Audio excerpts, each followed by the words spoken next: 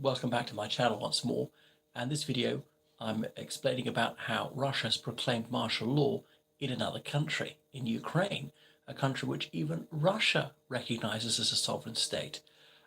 Just the other day, President Putin signed a decree and he declared martial law in the occupied regions of Ukraine, four of them, or I should say districts, to be more accurate, as in the Crimean Peninsula, Kherson, Zaporizhia, Luhansk, and Donetsk. As well as in those regions of Russia adjacent to the Ukrainian frontier, Belgorod, and so on. Now, there are a number of different levels of martial law. Red, I think, is yellow and green, and red obviously is the highest level. So this is allowed for military censorship. The Russian media is quite censored anyway. Doing anything to diminish the glory of the military is a crime. So-called rehabilitating Nazism is a crime, which if the Soviet Union has told any lies about the Second World War, and of course it did, every government did, that'd be a crime to mention that or something like that. What else is I going to say? Insulting religious feelings is a crime anyway. Insulting a public official, which is a crime even before this censorship. As in, if you said something true about a public official's corruption, incompetence, lassitude, that would be a crime. Causing social disharmony is a crime. Insulting men is a crime. Insulting women, on and on and on. But even further, publishing any information about the war that doesn't come from official Russian sources is a crime. And even calling it a war is a crime. Stating the political fact that Crimea is Ukrainian sovereign territory, that is a crime in the Russia. So is this truthophobia, or should I say veritophobia? Telling that the plain truth is a crime in Russia. There's not much they haven't criminalized, actually.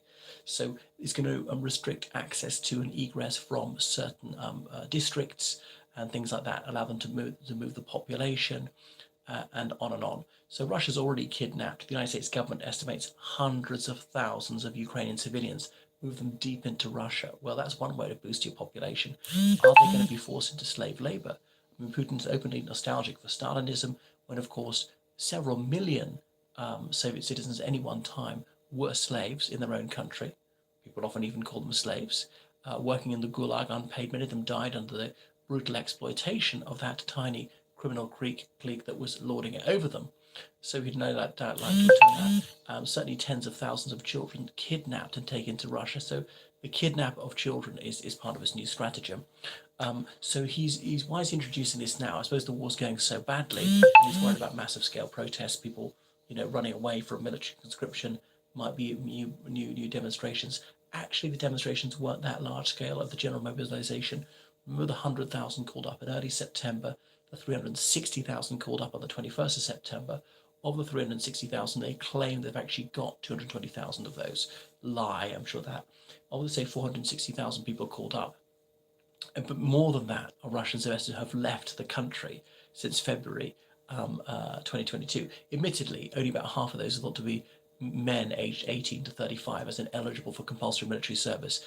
Nevertheless, they've drafted some men over the age of 35. Some men have been exempted for certain reasons with severe medical problems, with more than 2 children below the age of 16. Some guys with 4 children, with disabled children. And there may be people who are exempted because of their job, things like that.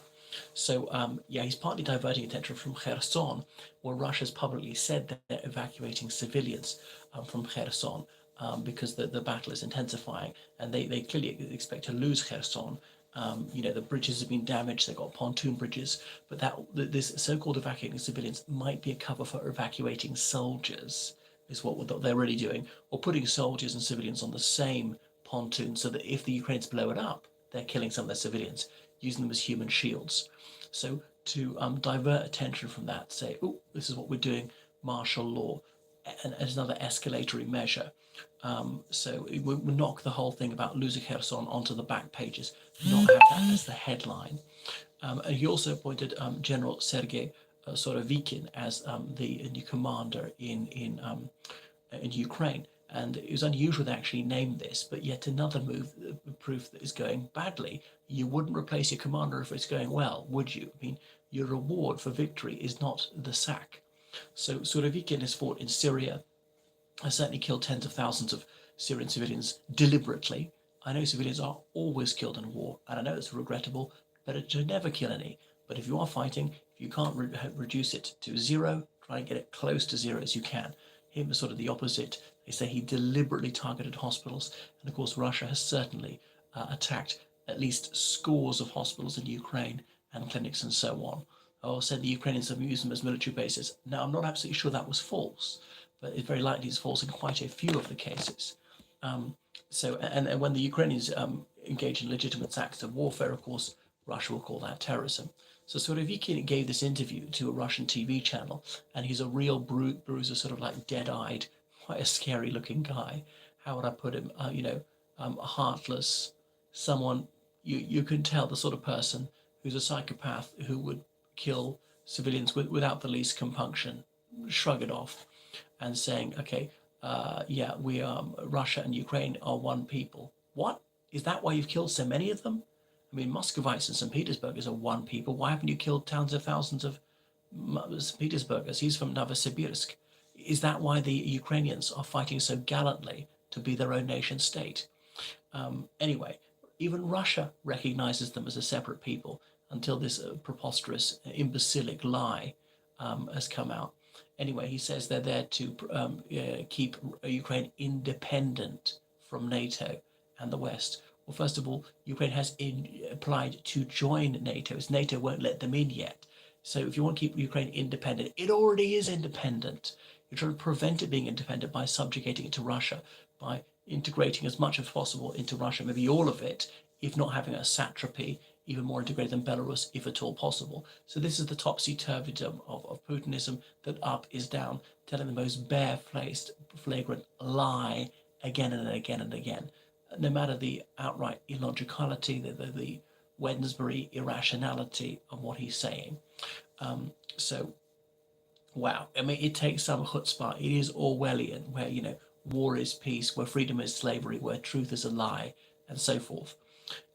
Anyway, so they've applied to be in the European Union. The EU won't let them in yet. They do not want to be part of Russia, quite patently, a large majority. So why are they begging to become part of Russia?